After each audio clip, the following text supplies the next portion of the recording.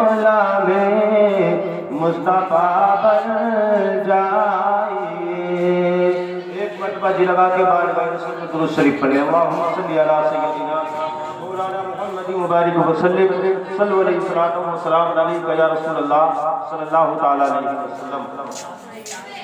میں جانتا ہوں کہ آپ جو بیٹھے ہیں اب اتنی رات میں جاگنے کا وقت نہیں ہے، آرام کا وقت ہے، لیکن تھوڑی دیر وہ نصیحت کی باتیں آپ کے سامنے رکھوں اور جو کہ آپ کے دل پہ جا کے لگے اور انشاءاللہ ان باتوں پہ عمل کرنے کی کوشش کریں۔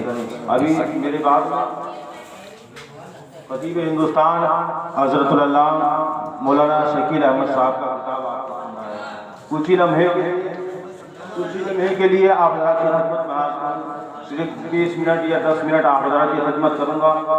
جب آئے ہیں اتنی دور سے آئے تو بھائی 2-4 منٹ ہماری بھی سن لیں، چاہے لیکن فریاد کے سن لیں۔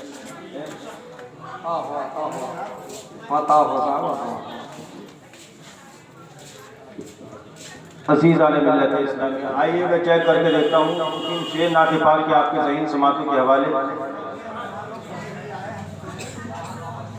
مچل کے بولے سبحان اللہ۔ شادی کے تعلق سے اس محفل کو سجایا تو شادی کے تعلق سے کتنے اشعار کے ذہن سماعتوں کے حوالے ملاحظہ کریں کہ جس نے جشن شادی میں، جس نے جشن شادی میں ذکر حق کرایا ہے، جس نے جشن شادی میں، جس نے جشن شادی میں ذکر حق کرایا ہے، اس نے کملے والے کو، اس نے کملے والے کو اپنے گھر بلایا ہے، جس نے جشن شادی میں۔ اور جو قرآن پڑھتے ہیں، جو نماز پڑھتے ہیں، جو قرآن پڑھتے ہیں، جو نماز پڑھتے ہیں، جو قرآن پڑھتے ہیں، جو نماز پڑھتے ہیں، اور ان کے گھر میں مولا کی، اور ان کے گھر میں مولا کی رحمتوں کا سایہ ہے، ان کے گھر میں مولا کی رحمتوں کا سایہ ہے، جس نے جشن شادی میں ذکر حق کرایا ہے۔ آپ نے شعر ملاحظہ فرمایا کہ ہم غلام آقا ہیں، دیکھ لے زمانہ تو، ہم غلام آقا ہیں، ہم غلام آقا ہیں، دیکھ لے زمانہ تو کہ ہم انہیں نعت پڑھ پڑھ کر، ہم نے نعت پڑھ پڑھ کر شیطان کو بھگایا ہے، جس نے جشن شادی میں ذکر حق کرایا ہے، اس نے کملی والے کو اپنے گھر بلایا ہے۔ شاعر نے کیا خوب لکھا ہے کہ وہ پترائی ہوئی آنکھوں کو کاجل بھیج دیتا ہے، وہ پترائی ہوئی آنکھوں کو کاجل بھیج دیتا ہے اور سبھی الجھے مسائل کا وہی حل بھیج دیتا ہے، سبھی الجھے مسائل کا وہی حل بھیج دیتا ہے۔ اور سلگتی دھوپ میں جب کوئی بندہ کام کرتا ہے، سلگتی دھوپ میں جب کوئی بندہ کام کرتا ہے، میرا مولا وہاں رحمت کے بادل بھیج دیتا ہے، میرا مولا وہاں رحمت کے بادل بھیج دیتا ہے۔ لیکن جہاں والے جب اسے یاد کرنا بھول جاتے ہیں، جہاں والے جب اسے یاد کرنا بھول جاتے ہیں، ضمیروں کی تہوں میں کوئی ہلچل بھیج دیتا ہے، ضمیروں کی تہوں میں کوئی ہلچل بھیج دیتا ہے۔ جہاں اہل عقل تیور بدل کر بات کرتے ہیں، لیکن جہاں اہل عقل اور تیور بدل کر بات کرتے ہیں، وہی برت کے لیے دو چار پاگل بھیج دیتا ہے، وہی برت کے لیے دو چار پاگل بھیج دیتا ہے، وہی برت کے لیے دو چار پاگل بھیج دیتا ہے۔ کیوں؟ صبح مغرور کو وہ شام بھی کر دیتا ہے، شہرتیں چھین کر گمنام بھی کر دیتا ہے۔ وقت سے ہاتھ ملانے کی حماقت نہ کرو، وقت انسان کو نیلام بھی کر دیتا ہے، وقت انسان کو نیلام بھی کر دیتا ہے۔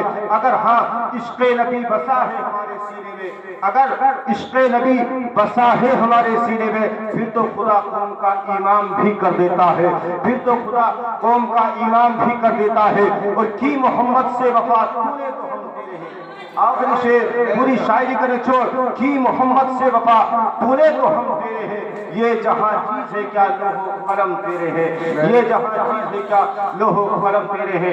عزیزان اسلامیہ، میں سب سے پہلے میں مبارکباد پیش کروں کہ جناب حاجی عبدالرشید صاحب کو کہ جنہوں نے اپنے بیٹی کی شادی میں نبی کا جلسہ سجا کر اس بستی کو نہیں بلکہ پورے علاقے کو میسج دیا ہے کہ ہم جس رسول کا صدقہ کھاتے ہیں ہر حال میں اسی کا جلسہ سجاتے ہیں۔ ورنہ ان موقع پر جلسہ کرنا کسی جہاز سے کم نہیں ہوتا۔ بہکانے والے بہت آ جاتے ہیں، تمہیں کس نے بتا دیا کہ تم شادی میں جلسہ کرو، تم نے کس کا مشورہ مان لیا؟ کچھ لوگ تو یہاں تک کہتے ہیں کہ چنے اور لے لیتے، چنے اور پڑوا لیتے۔ حقیقت ہم اس منظر سے گزرتے ہیں نا تو ہمارے دل کا درد بول رہا ہے۔ میرے بھائی یاد رکھو، اگر شادی میں جلسہ کامیاب نہیں ہوگا تو پھر اور کون سے ایسا فنکشن ہوگا کہ سب سے بڑا خوشی کا مقام تو یہی ہے، سب سے بڑی خوشی کا دن تو یہی ہے کہ بیٹے کی شادی ہو، بیٹی کی شادی ہو، میرے سرکار کی دعوت ہو، نبی کی دعوت ہو جائے، میرے نبی تشریف لائے۔ اللہ کی سب کی قسم، جس شادی میں میرے نبی تشریف لائے، جس گھر میں میرے نبی کی آمد ہو جائے تو اس کی شادی بھی مسکراتی ہے، اس کی آنے والی نسلیں بھی مسکراتی ہیں۔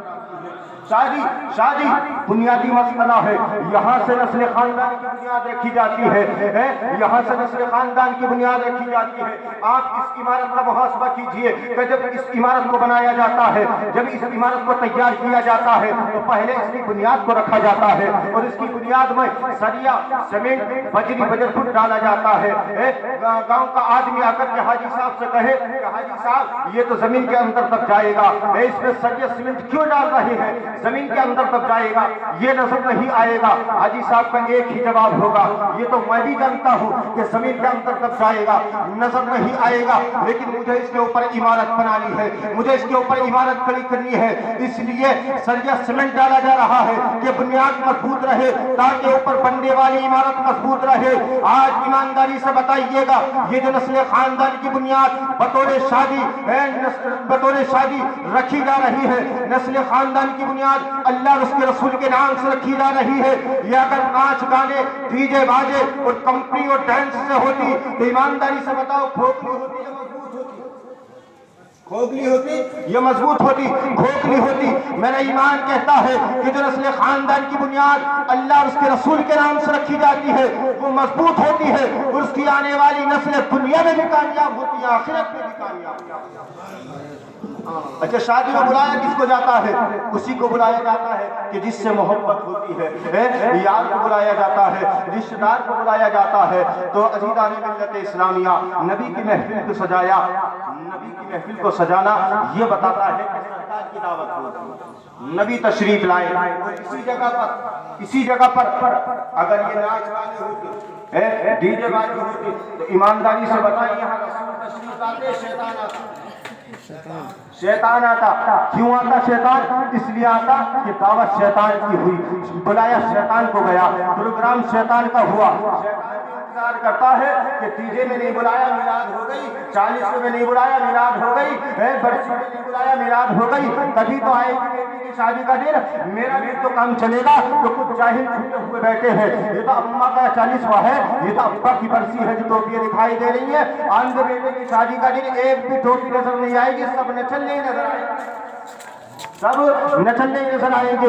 آئیے ریئل جملہ میں آپ کی تک پہنچاؤں. اگر آپ کے دل میں ذرا بھی حرارت ایمان اگر بیدار ہے, انشاءاللہ یہ جملہ ضرور آپ کے دلوں کو چھوئے گا کہ جب شیطان کی گردن میں لعنت کا ٹوپ میرے رب نے ڈالا تو شیطان نے کہا تھا مولا میں تیرے بندے کو بہکاؤں گا, جبکہ میرا خدا اتنا پاورفل, اگر وہ چاہتا اسی وقت پکڑ کے جہنم میں ڈال دیتا. لیکن میرے خدا نے ایسا نہیں کیا. میرے خدا نے اسے آزاد کر دیا. یہ ہنر بھی اسے دے دیا کہ تو چاہے شیر بن جا, تو چاہے چیتا بن جا, تو چاہے بیل بن جا, تو چاہے ہاتھی بن جا. یہ پاور دینے والا کون ہے؟ یہ پاور دینے والا میرا خدا ہے. لیکن ایک جملہ میرے رب نے کہا تھا کہ عزت و جلال کی قسم, اے شیطان میری چوٹی کا زور لگا کر بہکانا, عزت و جلال کی قسم جو میرا ہوگا وہ تیرا ہو ہی نہیں سکتا, جو میرا ہوگا وہ تیرا نہیں ہو سکتا. عزیزان ملت اسلامیہ, آج ہم اپنا معاملہ دیکھیں کہ آج ہم نبی کی محفل میں آنے کے لیے تیار نہیں, نبی کی محفل کو سجانے کے لیے تیار نہیں, خالی کھوکھلی نعرے لگاتے ہیں. نبی کا دامن نہیں چھوڑیں گے, غوث پاک کا دامن نہیں چھوڑیں گے. آئیے دو باتیں آپ تک پہنچاؤں اور بس اپنی گفتگو کو ختم کر رہا ہوں. میں نے قرآن پاک کی آیت پڑھی, ہن لباس لکم وانتم لباس لہن. اللہ فرماتا ہے مرد عورت کا لباس ہے, عورت مرد کا لباس, مرد عورت کا لباس, عورت اور مرد کا لباس. لباس کا کام ہوتا ہے انسان کی جسم کو رنگت کو چھپانا, لباس کا کام ہوتا ہے انسان کے جسم کو چھپانا.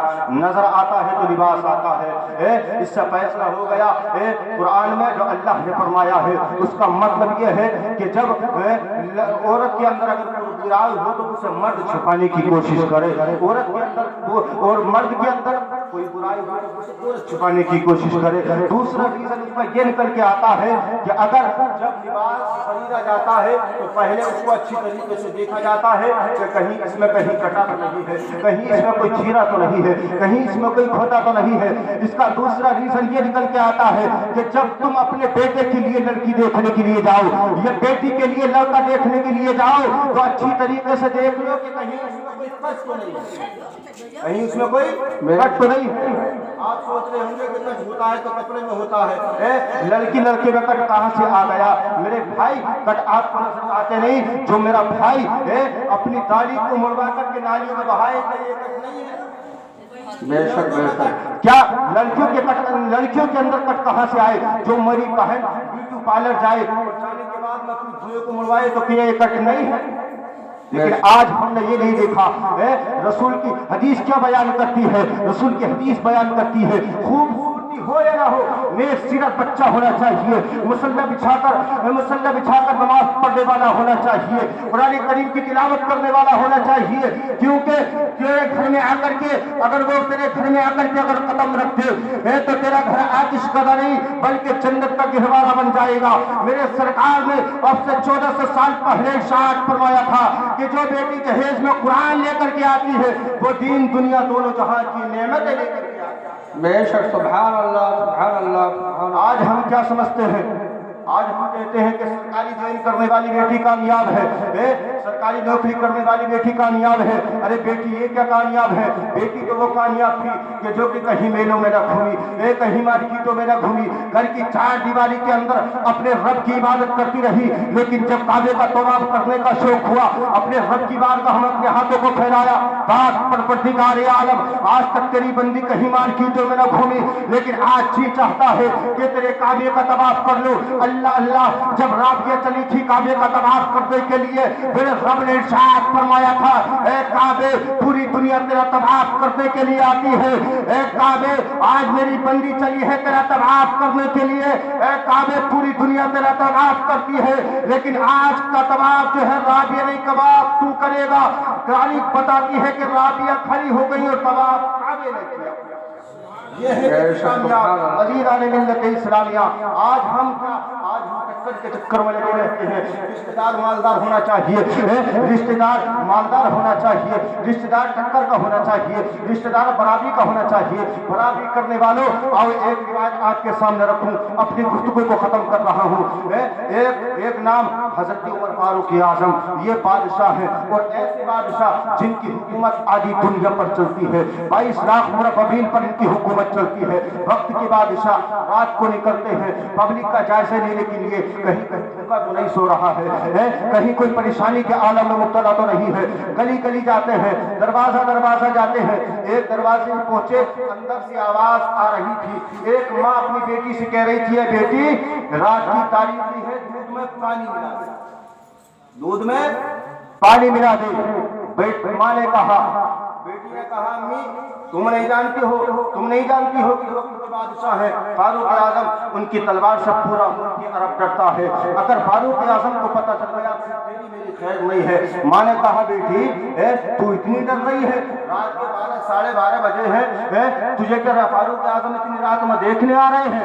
वो जुमला एक लड़की ने कहा था, आप भी उस जुमले को सुने। उस लड़की ने कहा था, ए अम्मी जान, मैं ये तो नहीं जानती कि फारूक आजम मुझे देख रहे नहीं देख रहे, लेकिन मेरा खुदा मुझे जरूर देख रहा है। मेरा ईमान कहता है मेरा खुदा मुझे जरूर देख रहा है। फारूक आजम दरवाजे से सुन रहे थे। फारूक आजम ने इतना सुना, पलट के अपने घर की तरफ रवाना हुए। सुबह हुई, फारूक आजम ने सिपाहियों को भेजा। सिपाही पहुंचे, दरवाजे पे हवाला दिया था कि जाओ, एक औरत, एक माँ, एक बेटी रहती है, हालत एक पर्दा में, दोनों को मेरी अदालत में पेश करो। सिपाही पहुंचे और पहुंचने के बाद में दरवाजे पे दस्तक दी, अंदर से आवाज आई, कहा कौन? कहा कि सिपाही। कहा फारूक आजम ने बुलाया है। मामला क्या है? इतना सुना, दोनों माँ बेटी के पैरों के नीचे जमीन खिसक गई। बेटी बोली, माँ से, माँ मैं मना कर रही थी, लेकिन तू मेरी बिल्कुल नहीं मानी। पता चल गया फारूक आजम को अब तेरी मेरी खैर नहीं है। लेकिन उस बेटी को क्या पता था कि तेरी किस्मत का सितारा चमक रहा है। आखिरी जुमला सुने, फारूक आजम की अदालत में पेश किया गया। फारूक आजम की अदालत में पेश किया गया। फारूक आजम ने इरशाद फरमाया, ए खातून, मैं तुमसे कुछ मांगना चाहता हूँ, मैं तुमसे कुछ मांगना चाहता हूँ। खातून की आंखों में आंसू आ गए। अर्ज करती है, ए वक्त के बादशाह, मैं तो बड़ी गरीब हूँ, लाचार हूँ, मिस्कीन हूँ, मेरे पास है कि जो मैं तुम्हें दे सकूंगी। फारूक आजम ने इरशाद फरमाया, ए खातून, मांगा वो जाएगा जो तुम्हारे पास होगा, मांगा वो जाएगा जो तुम्हारे पास होगा। खातून ने कहा, अगर मेरे पास होगा तो वो आपकी अदालत में पेश कर दिया जाएगा। हजरत उमर फारूक आजम ने इरशाद फरमाया, ए खातून, तेरी बेटी का मैं अपने बेटे के साथ निकाह करना चाहता हूँ, तेरी बेटी का मैं अपने बेटे के साथ निकाह करना चाहता हूँ। इतना सुनाकर खातून की आंखों में आंसू आ गए। अर्ज करती है, ए वक्त के बादशाह, आपकी हुकूमत आधी दुनिया पर हुकूमत चलती है, वक्त के बादशाह है, 22 लाख मुरब्बीन पर आपकी हुकूमत चलती है, मेरा और तुम्हारा रिश्ता कहाँ बनता है? आखिरी जुमला सुने, फारूक आजम ने इरशाद फरमाया, ए खातून, अपनी जबान को लगाम दे। अरे ये बराबरी का ये रिश्ता तो ये मेरे नबी ने बरसों पहले हजरत फातिमा का हाथ मौला अली के हाथ में दे करके पूरी दुनिया को पैगाम दे दिया, पूरी दुनिया को बता दिया कि रिश्ते जो होते हैं मालदारी की बुनियाद पर नहीं होते हैं, बल्कि दीनदारी की बुनियाद पर किए जाते हैं। सुभान अल्लाह, सुभान अल्लाह। ये चाहता था, ये इरादा लेके मैं वहां से चला था कि कुछ शादी के ताल्लुक से कुछ बातें मैं आपको करूंगा, लेकिन आप जो है सुनने के मूड में नहीं बैठे हैं। हकीकत तो ये है, अगर मैं इस जगह पर बैठ करके अगर 1 घंटे भी अगर सुने, 2 घंटे भी अगर सुने तो मैं बोलता रहूंगा, लेकिन इस तरह जैसे आप बैठे हैं इस तरह तो मैं जितना बोल गया ये भी मैं अपने आप को बहुत ऐसा समझूंगा कि मैंने जिहाद कर लिया, जैसे मैंने जिहाद कर लिया। ऐसे बैठे हैं, बोलो ये है कि तकरीर जो है की नहीं जाती है बल्कि कराई जाती है। तकरीर कराई जाती है, थोड़े लोग हों, कम लोग हों, 4 लोग हों, लेकिन आंखें खुली होनी चाहिए। वाकई वो नबी का इश्क दिलों में होना चाहिए। बारगाह खुदावंद में दुआ करूंगा, मेरे बोलने में अगर कोई गलती हुई हो अपने करम से माफ फरमाए।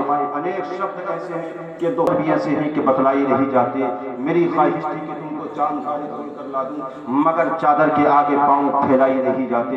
बस यही सोचो समझ कर मुझे दिल में जगह देना कि घर आई वो मेहमान लौटाई नहीं چاہتے. بس اتنا کہہ کر کے رخصت ہو جاؤ. اب آگے بڑھیے تو بڑی بات ہوگی, پھر کوئی دن ہوگا, کوئی رات ہوگی, ہے ہم بھی مسافر تم بھی مسافر, کسی موڑ پر پھر ملاقات ہوگی. السلام علیکم.